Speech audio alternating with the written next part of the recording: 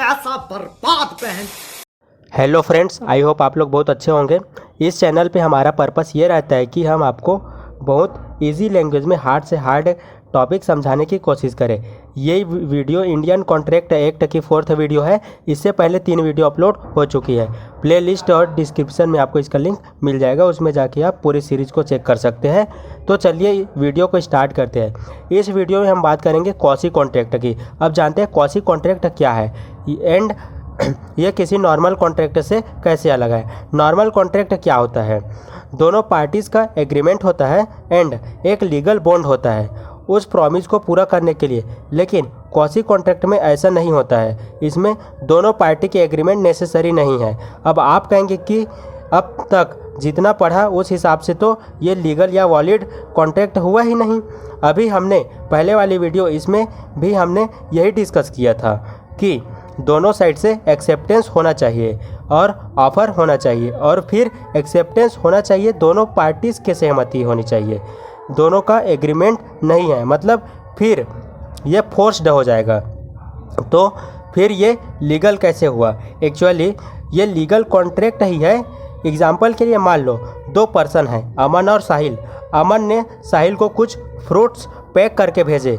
साहिल ने कहा ठीक है तू भेज दे, अभी मुझे नीड है और इसके जो भी पैसे होंगे उसे मैं तुझे दे दूंगा। बट अमन ने जिसके थ्रू ये फ्रूट भेजे उस पर्सन ने वो सारा बास्केट था फ्रूट का, वो गलती से सूरज के घर डिलीवर कर दिया। तो जस्ट मतलब साथ के ही घर में रहता है और सूरज के घर भी उस टाइम मैरिज का फंक्शन चल रहा होगा। तो मैरिज का माहौल है तो उसने सोचा ये भी कहीं से गिफ्ट आया ही होगा, उसने रख लिए चुपचाप। अब वहाँ वो सारे फ्रूट्स क्या हो गए, कंज्यूम हो गए। अब ये मैटर जब कोर्ट में जाता है तो कोर्ट सूरज को कहता है कि फ्रूट उसके पास ही जाना था तो उसको वो वापस देना पड़ेगा या नहीं तो अमन को उस फ्रूट के पैसे पे करे।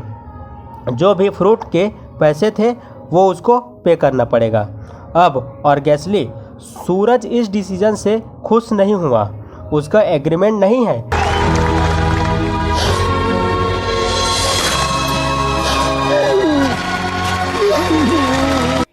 अब हाथ लगे चीज़ को वापस लौटाना किसको अच्छा लगता है?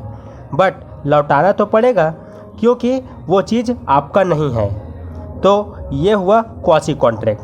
क्वासी कॉन्ट्रैक्ट ऐसे किसी स्पेशल सिचुएशन में होता है जहां बाय मिस्टेक किसी एक पर्सन को एक्स्ट्रा बेनिफिट मिल जाता है। क्वासी कॉन्ट्रैक्ट से उस एक्स्ट्रा बेनिफिट को बैलेंस किया जाता है।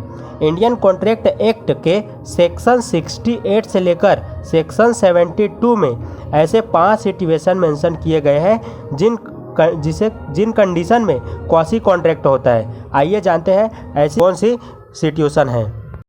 पहले बात कर लेते हैं सेक्शन 68 की। Section 68 necessary supplied to person incapable of contracting. इस सेक्शन के हिसाब से इनकैपेबल पर्सन है जिसकी मेंटल सिचुएशन अच्छी नहीं है।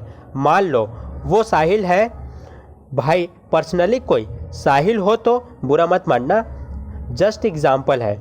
अब अमन ने साहिल की काफ़ी हेल्प की, उसके बिल पे किए, उसको डेली लाइफ में जो भी नीड्स है वो उसको प्रोवाइड कराया।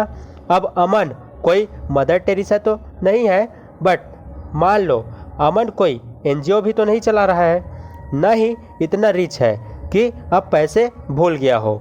देखें अमन ये सोच के हेल्प की क्योंकि इसकी हेल्प नहीं की तो ये सरवाइव नहीं कर पाएगा। लेकिन आज कुछ टाइम बाद जब उसके बाद भी साहिल की सिचुएशन ऐसी नहीं है कि वो अर्न करके या अपने दिमाग से अरेंज करके अमन को वो पैसे लौटा पाए।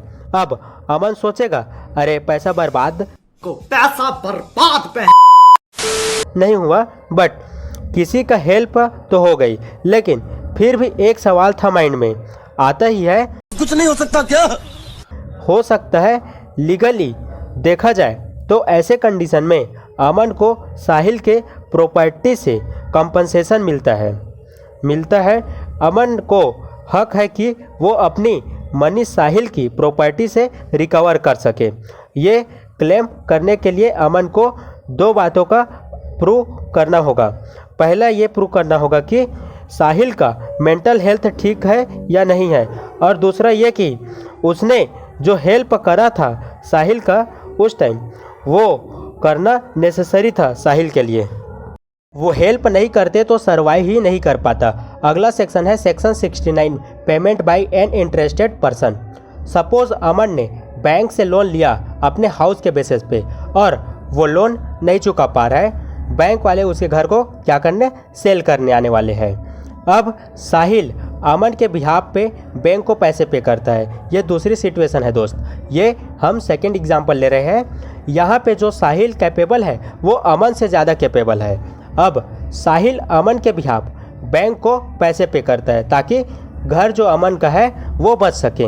अब अमन की ड्यूटी है कि वो बाद में साहिल को उसके पैसे वापस पे करे, नहीं तो अमन की प्रॉपर्टी में से साहिल को कंपनसेशन मिलना चाहिए, लीगली उसको कंपनसेशन मिलना चाहिए। अगला सेक्शन है section 70, obligation of person enjoying the benefit of a non gratuitous act. Aman Sahil का हेल्प करे जा रहा है, उसे कंटिन्यूसली गुड्स डिलीवर कर रहा है और वो कोई एहसान या कोई ग्रेटिट्यूड शो करने के लिए नहीं कर रहा है। इसकी दूसरी तरफ साहिल ये बेनिफिट एंजॉय कर रहा है, मस्त वो भी ना, सारे गुड्स एंड प्रोडक्ट यूज़ कर रहा है और अमन को मना भी नहीं कर रहा है कि रहने दो, आप ये सब मत करो बोल के। अब ऐसे में भी अमन को साहिल के तरफ से कंपनसेशन मिलना चाहिए। अब अमन को कुछ बातें प्रूव करना होगा, यानी कि जो आपने उसने हेल्प की है साहिल की वो लॉफुल था, एंड अमन ने जो गुड्स एंड सर्विस प्रोवाइड किए साहिल को उसको यूज़ किया। वरना ऐसा ना हो कि वो कह दे इसने भेजा, इसके भेजने पर मैं कुछ यूज़ नहीं किया या मेरे तक पहुंचा ही नहीं, तो ये सब इस तरह की एक्सक्यूज़ ना दे उसको। ये प्रूव करना पड़ेगा कि उसने उस चीज़ों का फ़ायदा उठाया है। एंड तीसरा सबसे इम्पोर्टेंट बात की आपने की, जो हेल्प किया वो किसी ग्रेटिट्यूड या डोनेशन के इंटेंशन से नहीं किए थे। इस सेक्शन में इतना ही था। अब नेक्स्ट है section 71, responsibility of finder of goods. इस सेक्शन के अकॉर्डिंग अगर आपको किसी दूसरे का सामान मिलता है तो आपका ड्यूटी है कि आप उस सामान को ध्यान रखें या उस पर्सन को वापस करें। तो आपके साथ ऐसा हुआ है तो नीचे कमेंट करके बताओ कि आपको कभी किसी का सामान मिला हो और आप ऐसे रिस्पॉन्सिबल पर्सन उसका सामान उसको वापस किए होंगे। फॉर एग्ज़ाम्पल, अगर आप किसी शॉप में अपना वॉलेट भूल जाते हैं एंड वहाँ जो शॉपकीपर है उसका नज़र उस वॉलेट पर पड़ता है तो वो उसे वही छोड़ देता है ये सोच के कि अभी आप वापस आओगे और उसको लेके जाओगे। उसकी शिफ्ट ख़त्म हो जाता है या वो शॉप बंद हो जाता है और वो घर चला जाता है। फिर वहाँ कोई दूसरा वर्कर आता है और वो उस वॉलेट को कहीं और रख देता है। अब अगली सुबह जब आप आते हैं तो वो शॉपकीपर से पूछते हो कि भाई मेरा वॉलेट कहाँ है, उसके बारे में आप पूछते हैं, ठीक? तो वो कहता है यही तो था, पता नहीं कहाँ गया, मुझे तो लगा आप ले गए होंगे। आप कहते हैं मैं तो नहीं लेके गया। अब इस कंडीशन में शॉपकीपर की गलती है, उसका ड्यूटी था कि वो वॉलेट को अपने पास रखता जब तक आपको लौटा नहीं देता। उसका रिस्पॉन्सिबिलिटी बनता था कि उस वॉलेट को अपनी कस्टडी में रखता। अगर उसे पता चल गया था कि ये आपका है तो उसको संभाल कर रखना चाहिए था और आपको ही देना चाहिए था, बट उसने जो केयरलेस मैनर में उसे वही छोड़ दिया। अब तो वो शॉपकीपर उस वॉलेट के कंसेप्शन के लिए रिस्पॉन्सिबल है। नेक्स्ट है section 72, money paid by mistake. अगर आपके पास बाय मिस्टेक कोई गुड्स डिलीवर हो जाता है या फिर कोई पर्सन बाय मिस्टेक आपको आपके अकाउंट में काफ़ी पैसा सेंड कर देता है तो ऐसे में आप क्या करोगे? सोच के मज़ा आ रहा है ना? यार मेरे को तो ऐसा धक धक हो रहा है। मेरे को भी हो रहा है। अच्छा, उल्टा सोचो, अगर आपका पैसा बाय मिस्टेक किसी दूसरे के अकाउंट में चला जाए तो, या आपने कोई टैक्स या बिल एक्स्ट्रा पे कर दिया जो आप ऑलरेडी पे कर चुके हो, अब आप क्या करोगे? अब तो आप कहोगे ही कि मेरा पैसा दे मेरे को, मेरा पैसा चाहिए मेरे को, मेरा पैसा चाहिए, पैसा चाहिए मेरे को, पैसा चाहिए मेरा पैसा दो। तो आप जाओगे उस अथॉरिटी के पास, यार मैंने गलती से 2 बार पे कर दिया या एक्स्ट्रा पे कर दिया, एक बार चेक करके मेरे पैसे वापस कर दो। अब उस अथॉरिटी की रिस्पॉन्सिबिलिटी है कि आपको बाय मिस्टेक उनको रिसीव हो गया था वो आपको वापस आपको क्या कर दे दे, उनका कंपनसेशन दे दे। यही डिफाइन किया गया है इस सेक्शन के अंदर। तो आज के वीडियो में इतना ही। आई होप आपको क्वासी कॉन्ट्रैक्ट समझ में आए होंगे। मिलते हैं जल्दी नेक्स्ट वीडियो में।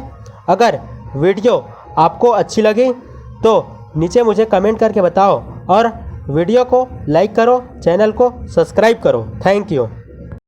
तो फ्रेंड्स, लाइक कीजिए, ये वीडियो आपको अच्छा लगा, सब्सक्राइब करें हमारे यूट्यूब चैनल को और प्रेस कीजिए बेल आइकन को, जिससे कि आपको हमारे आने वाले वीडियो की नोटिफिकेशन सबसे पहले मिलता रहे।